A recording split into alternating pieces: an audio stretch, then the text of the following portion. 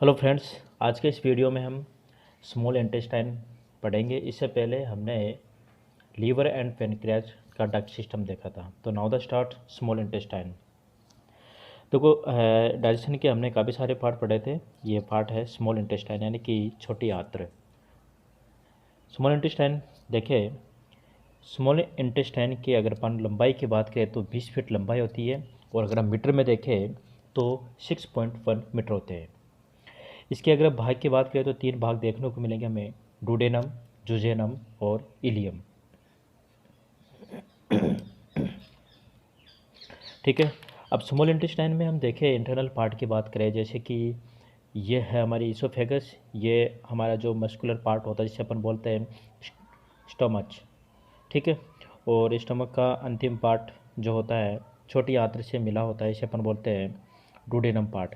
Duodenum का हमने TS लिया, यानी कि एक छोटी आंत्र का हमने टीएस लिया, तो ये संरचना हमें इस प्रकार से दिखाई देती है। डुडेनम वाले पार्ट को फिर हमने एनालिसिस किया तो हमें इस प्रकार की संरचना दिखाई देती है, जिसे अपन बोलते हैं प्लाइकी सर्कुलेरिस। जिसे अपन क्या बोलेंगे? प्लाइकी सर्कुलेरिस। इस पूरे वाले पार्ट को अपन क्या बोलेंगे? प्लाइकी सर्कुलेरिस। अब इस प्लाइकी सर्कुलेरिस में ये जो संरचना दिखाई दे रही है, इसको अपन बाहर निकालेंगे तो इसको बाहर निकालते हमें कुछ और ही दिखाई देता है। ये जो संरचना दिखाई देती है जिसे अपन बोलते हैं विलाय। हम इस पूरे पार्ट को विलाय नहीं कहेंगे, ये कहलाता है ओनली प्लाइकी सर्कुलेरिस। ठीक है। ये वाले जो दिखाई दे रही संरचना प्लाइकी सर्कुलेरिस है। अब इसमें से ये इस चीज़ को बाहर निकाले या इस भाग को बाहर निकाले और इसका अपन एनालिसिस करें तो हमें ये स्ट्रक्चर दिखाई देता है। फिर उसका स्ट्रक्चर दिखाई देने पर ये जो संरचना दिखाई देती है, ये जो लार्ज ऑफ काफ़ी सारी हो संख्या में होती है, और ये म्यूकोसा लेयर की बनी होती है, जिसे अपन बोलते हैं विलाई। फाइनली इसे हम विलाई बोलते हैं। ये विलाई नहीं होगा, इसे अपन बोलते हैं प्लाइकी सर्कुलेरिस। फिर क्या होता है कि विलाई के ऊपर भी एक और संरचना इस प्रकार की पाई जाती है, जिससे अपन एक सेल होती है जिसे एपिथेलियम सेल के कॉलम बने होते हैं। इस प्रकार से एपिथेलियम सेल के कॉलम बने होते हैं, और ये जो सेल होती है, इन सेल में साइटोप्लाज्म में फिंगर लाइक स्ट्रक्चर में तब्दील हो जाता है, जिसे अपन बोलते हैं माइक्रोविलाई, जिसे अपन ब्रश बॉर्डर एपिथेलियम भी कहते हैं। ये हमने स्मॉल इंटेस्टाइन के पार्ट देखने से पहले एक डुडेनम का इंटरनल पार्ट देखा था। नेक्स्ट हम देखेंगे कि स्मॉल इंटेस्टाइन एक्सोक्राइन फंक्शन, यानी कि जो हमारी स्मॉल इंटेस्टाइन है, तो इसमें एक्सोक्राइन फंक्शन यानी कि जो हार्मोन्स या फिर एंजाइम स्रावित करने वाले पार्ट क्या क्या है, इसमें किस प्रकार का फंक्शन इसमें होता है। तो स्मॉल इंटेस्टाइन एक्सोक्राइन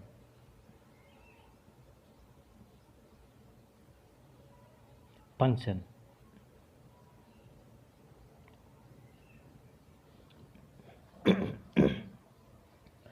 देखो, ये जो संरचना दिखाई दे रही थी हमने देख ही लिया था, प्लाइकी सर्कुलेरिस। ये प्लाइकी सर्कुलेरिस, ये प्लाइकी सर्कुलेरिस था। इस वाले पार्ट को प्लाइकी सर्कुलेरिस कहेंगे। और ये जो म्यूकोसा लेयर की बनी होती है, जिसे अपन बोलेंगे विलाई, यानी कि दो विलाई, यानी कि एक विलाई है, एक विलाई। विलाई के बीच वाली सतह पर पाई जाती है हमारी जो ग्लैंड होती है, जिसे अपन बोलते हैं क्रिप्टो ऑफ लेवरक्वेन ग्लैंड्स। ठीक है। क्रिप्टो ऑफ लेवरक्वेन क्रिप्टो ऑफ लेवरक्वेन, यानी कि हमने देखा था कि लेवरक्वेन की गर्तें जो हिंदी में देखे तो ये पाई जाती है किसमें? दो विलाई के बीच में, इस प्रकार से। और इस जो ग्लैंड्स होती है इसमें भी ये माइक्रोविलाई जो ब्रशनुमा स्ट्रक्चर है यहाँ पर भी पाए जाते हैं। ठीक है। ये ग्लैंड्स होती है यहाँ पर, और अपने जो रस होता है आंत्र रस को स्रावित करती है।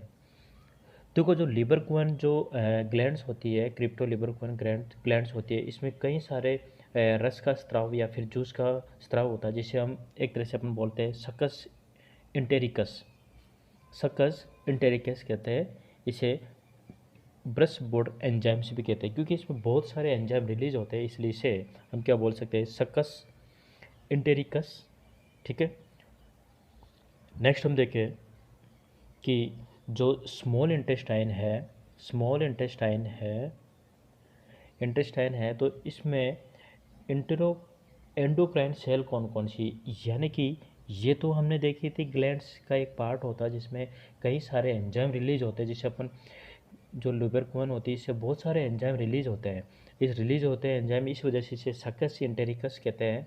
साथ ही इसे हम बोल सकते हैं ब्रश बॉर्डर एंजाइम, क्योंकि ब्रश नुमा स्ट्रक्चर में तब्दील हुई संरचना पाई जाती है जिसमें कई सारे एंजाइम रिलीज होते हैं। ये हम आगे देखेंगे, ठीक है, स्मॉल इंटेस्टाइन का। नेक्स्ट हम देखेंगे इंटेरो एंडोक्राइन सेल्स, यानी कि हमारी जो स्मॉल इंटेस्टाइन होती है।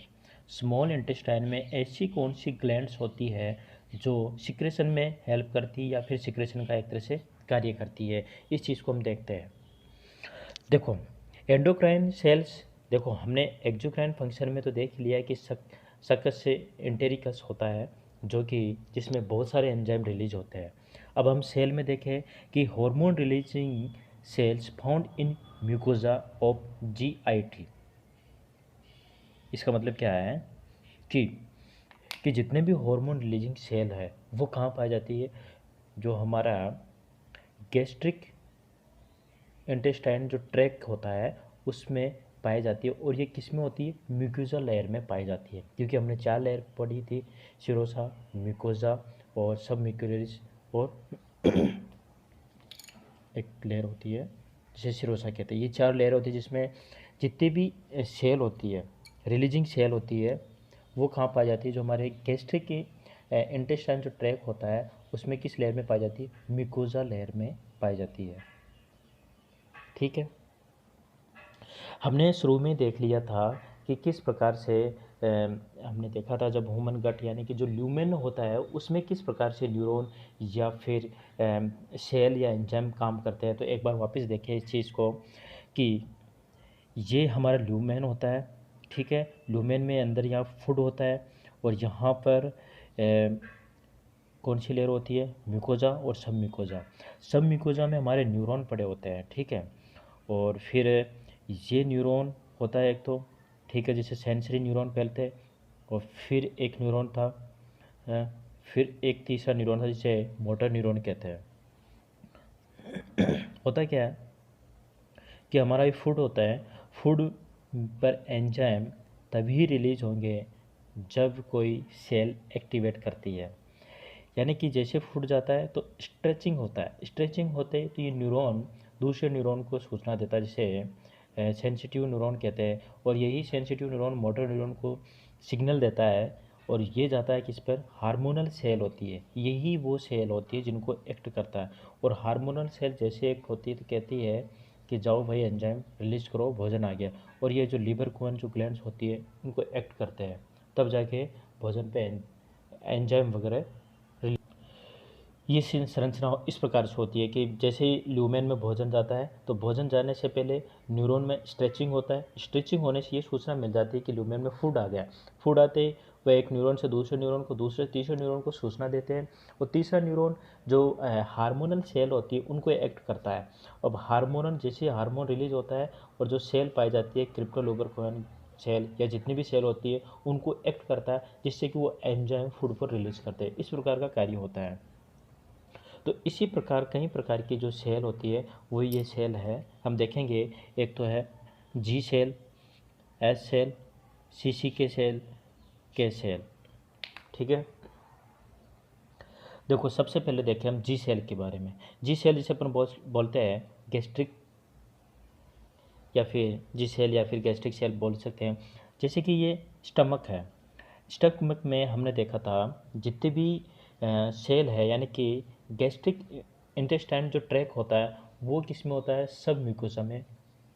यानी कि म्यूकोजा में जितने भी सेल होती है म्यूकोजा में रखी होती है, ये म्यूकोजा लेयर होता है, ठीक है। यहाँ पर ये गैस्ट्रिक ग्लैंड होती है, ठीक है भाई। और ये पाई जाती है अपनी जी सेल।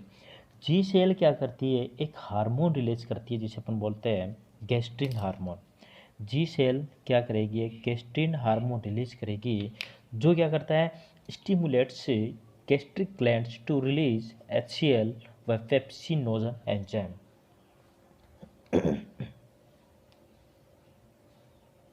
ठीक है, हार्मोन रिलीज करेगी। देखो गैस्ट्रिक जी सेल क्या करती है, गैस्ट्रिन रिलीज हार्मोन रिलीज करेगी।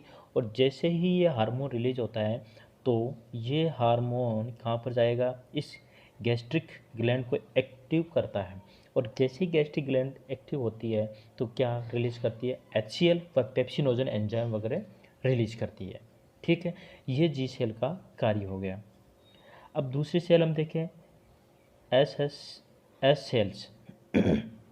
जी सेल हमें स्टोमक में देखने को मिलेगी। ये जब होता है, जैसे कि फूड है, फूड आ गया, ठीक है भाई, फूड आ गया तो अब भोजन को चाहिए, भोजन को तोड़ने के लिए HCl चाहिए, पेप्सिनोजन वगैरह जितने भी एंजाइम चाहिए। तो इसके लिए क्या करते हैं कि जी सेल एक हार्मोन रिलीज करती है जिसे अपन गैस्ट्रिक हार्मोन कहते हैं। और तो रिलीज गैस्ट्रिक ग्लैंड्स, यानी कि गैस जो G cell release gastric hormone stimulated gastric glands to release HCl and pepsinogen, यानी कि भोजन का फिर यहीं पर मंथन स्टार्ट हो जाता है। ठीक है भाई, ये हो गया जी सेल। नेक्स्ट हम देखें एस सेल की बात करें।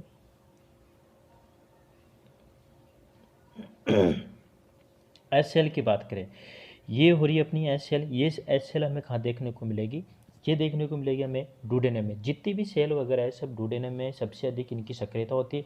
हालांकि डुडेनम जोजेनम इलियम में भी होती है, बट सर्वाधिक संख्या यही होती है। सर्वाधिक जो भी भोजन का मंथन है, डाइजेशन किस में होता है, डुडेनम में होता है। ये हो गई अपने एस सेल। एस सेल ये हार्मोन रिलीज करती है सिक्रेटिन। सिक्रेटिन हार्मोन रिलीज करती है। ठीक है भाई, सिक्रेटिन हार्मोन रिलीज करती है। ये सिक्रेटिन क्या करेगा, सिक्रेटिन क्या करेगा, goes to pancreas stimulated in to release HCO3, यानी कि बाइकार्बोनेट। यानी कि HCl जो होती है ये रिलीज करती है सिक्रेटिन हार्मोन। अब सिक्रेटिन हार्मोन क्या करेगा, जो हमारी पेनक्रियाज है, ये हमारी पेनक्रियाज यानी कि अग्नाशय जो लिफ लाइट स्ट्रक्चर में तब्दील होती है, अग्नाशय होती है, तो यहाँ जाकर ये एंजाइम को एक्टिवेट नहीं करता, ओनली सिर्फ जो बाइकार्बोनेट है उनको रिलीज करता है, सिर्फ HCO3।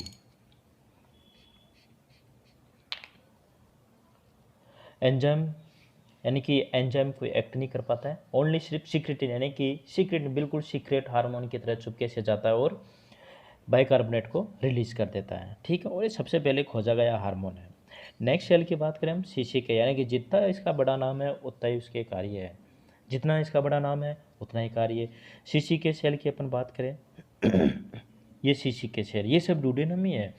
CCK सेल क्या करती है, ये क्या करेगी, ये सेल गोल ब्लैडर में बाइल को एक्ट करेगी, यानी कि ये सेल जाएगी, सेल गोल ब्लैडर में इसको एक्ट करेगी, यानी गोल ब्लैडर कॉन्ट्रैक्शन, यानी कि उसे कॉन्ट्रैक्ट करा के बाइल रिलीज करवाती है, यानी कि वो जूस को रिलीज करवाती है, साथ ही ये पेनक्रियाज में जाकर एंजाइम को रिलीज करवाती है। ठीक है, ये सब इसके कार्य होगी। जी सेल जैसे फूड आया तो गैस्ट्रिक हार्मोन रिलीज करेगी, गैस्ट्रिक हार्मोन रिलीज करते ही क्या होगा, स्टिमुलेटेड HCl व पेप्सिनोजन। एस सेल क्या करेगी, HCl करेगी अपने सिक्रेटिन हार्मोन जो पेनक्रियाज को स्टिमुलेट करेगी, जो कि बाइकार्बोनेट रिलीज करेगी। ठीक है, CCK सेल CCK सेल करेगी गोल ब्लैडर में बाइल को एक्ट करेगी, साथ ही पेनक्रियाज के एंजाइम को रिलीज करेगी। ठीक है, अब नेक्स्ट हम देखेंगे के सेल। के सेल की बात करें, देखो हमने सबसे पहले देख लिया था जी सेल रिलीज करती है अपने गैस्ट्रिन, गैस्ट्रिन रिलीज करेगी तो एक्टिव करेगी HCl प्लस पेप्सिनोजन।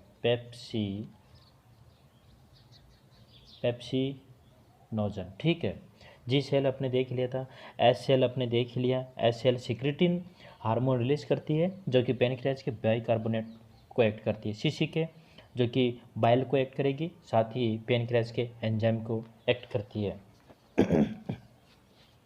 ठीक है, ये चीज़ें हमने देखी थी, एक बार वो देखें तो ये सिक्रेटिन तो पेनक्रियाज के HCO3 यानी कि बाइकार्बोनेट को रिलीज करती है। CCK हमने देख लिया था, ये करेगी बाइल व एंजाइम रिलीज।